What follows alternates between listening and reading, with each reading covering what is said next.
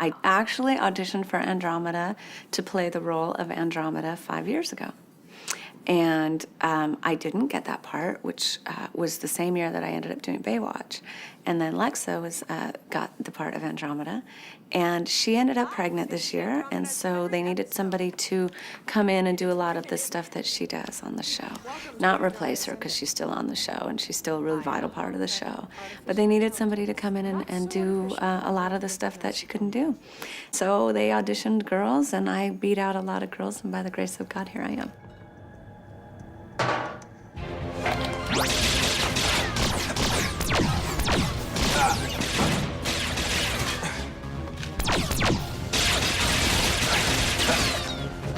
She's very good. I read this and I thought, how fun would that be to play?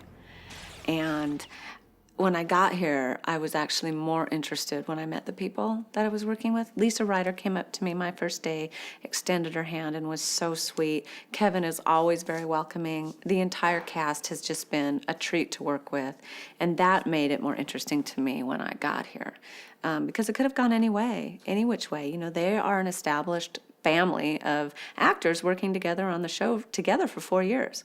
And then here comes this new girl they hardly know anything about, you know, and they were all so welcoming, and then the crew, of course, was fantastic. Why don't you meet me back at the lab? Are you gonna be safe? Yes.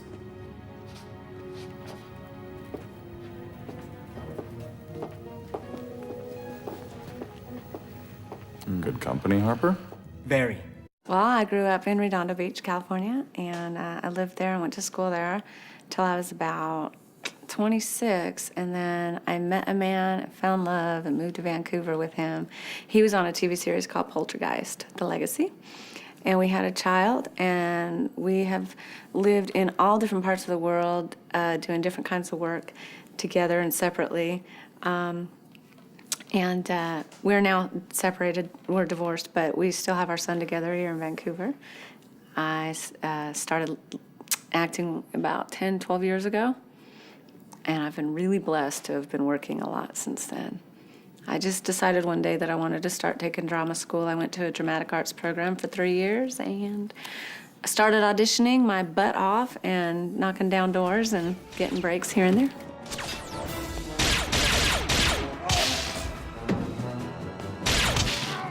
TV series is my favorite kind of work, because you get the character down and then you get to explore even more. And the crew becomes part of your family, and you get really close with a couple key people, and you start to really fall in love with your character. I fell in love with the character I played on The Invisible Man for the Sci-Fi Channel. Her name was Alex Monroe. She was very tough, 5-star secret agent, and I really enjoyed playing her. I loved playing Dawn on Baywatch Hawaii. She was the atypical Baywatch babe. I was athletic, I was short hair, hardly any makeup, not very sexy. They wanted me to be the kinesiologist, the lifeguard, the real tough broad, and that was really fun. But my favorite role, honest to God, is this role. Hello, boys. Doyle is a creation of Harper's. Okay, I'm impressed.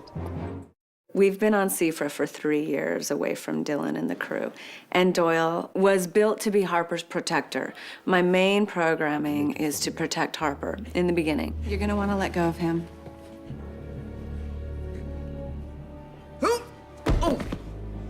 Look at this.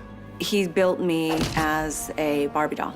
I'm in head to toe pink, hot pink, light pink, and baby bubblegum pink, you know, as a plaything. But, you know, he doesn't play with me. I'm also very tough as an android, but I'm built with human responses, human impulses, organic feelings, organic impulses, so I can feel. I have an episode where I kiss a man and I can actually feel the warmth of his lips. I feel my pulse racing and the warmth of your lips. How can I feel all that and not be human? You know, I'm an android, so it's pretty amazing the way he's built me. I get cut and I think I see blood, and when I see it, it's red blood. I feel, actually in one episode, I have an electrical charge akin to an orgasm.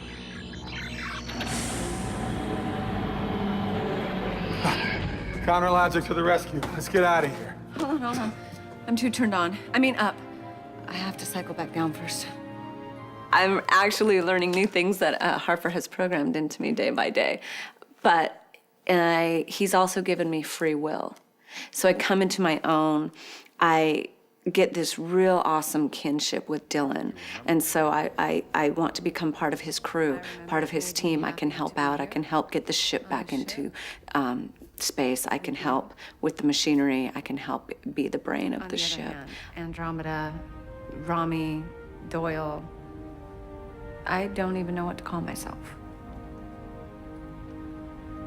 Tell you what. Why don't I just call you friend? I play her as a woman when there are subtleties that are written that way, and I play her as an android when we're on the ship and when there are communications between channels and communications between other people, like Becca on the Maru, when there is a lot of technical technobabble. I play her very straight. We have got to work this out. Are you suggesting a compromise? No, a solution, now.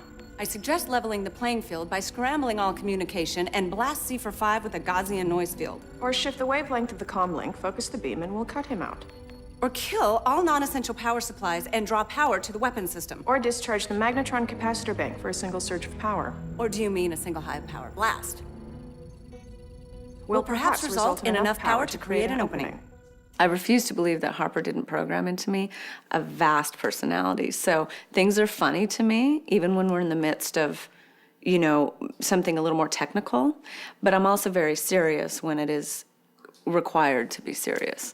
But I also am equipped with a sense of humor. So I'm not, I'm not the bitch, I'm not the broad, I'm not the hardcore, straight-laced, energy-less android. I'm not robotic at all, but very smart and very, very tough at times and knowledgeable. And I just am getting more and more knowledgeable the more I give myself to the ship.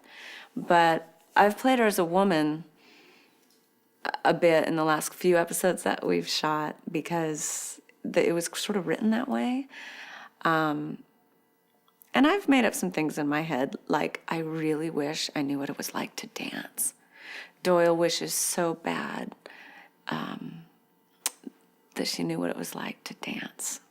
And there's a scene in one of the episodes where she asks Becca, I ask her what is it like? Please tell me what it's like to dance. I want to know. And then I've got this little fantasy worked up in my head that I want to know what it's like to dance with. And then I see a big thing in the sky and I have to cut to that and go and save the ship. So I cut from human to android. I know who I am. I am a warship, and I don't like running away from a fight.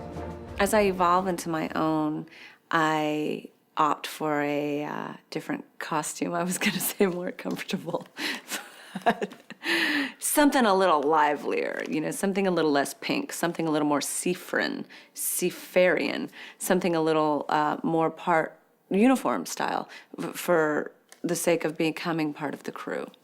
Before in pink, I stood out completely. Wait till you see it. And now I'm becoming more part of integrating into the crew. So I'm more in a uniform now. But also, for comfort's sake, absolutely, I wanted something nicer and leather and very, very, very swish, and I'm in love with my costume now. And apparently fans didn't go for the pink, which isn't why we changed it, because we didn't even know about it. We changed the costume because Doyle starts to get free will. And it kind of worked hand in hand with when I, as Brandy, started getting more comfortable. I played it like Doyle is getting her own free will now, and she'd like to become more part of the seafaring culture, which is a little more earth tones, and part of the crew, which is a uniform. Oh boy.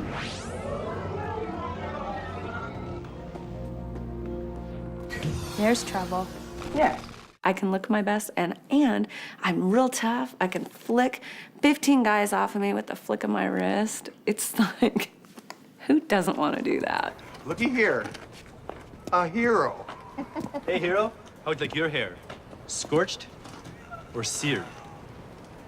You seem a little inexperienced for these streets. Hey, hold on! And I actually do all of my own fight scenes. I love it. I'm a green belt in kickboxing, and I'm also a dancer, so I have this coordination, and I can do these things that they set up for us to do. And so I tend to do my own stunts on this show so far. I've been the only one doing them, and I prefer it because I like it. In fact, there were some days in the very beginning of me coming onto the show where I got to fight so much, and I would say to Bob Ingalls, the producer, I love today I got to fight. And they choreograph these fights so cool, and it really works. And the stuntmen on the show are so great. They really sell your punches. And I've always liked doing my own stunts. I got to do a lot of my own stunts on The Invisible Man, too. And I really like to do it. So it had been very active for a while because Harper, the little stinker, gets into so much trouble. So I was constantly having to protect him from these, big guys. But I've moved since from that just as, again, coming into my own as Doyle, who's becoming more part of Andromeda now. But I'm ready for another fight scene. Doyle, no! And I have a really beautiful gun that I am the only one that has this style of gun. They put squibs all over me when I get shot at, which is so fun. I'm really like this feminine girl that loves this stuff, because you know who's my total hero? Laura Croft. Yeah. Need to be here one day. So they put all these squibs all over me, and I walked right through this hallway, in fact, and got shot up. It's fun. I enjoy it.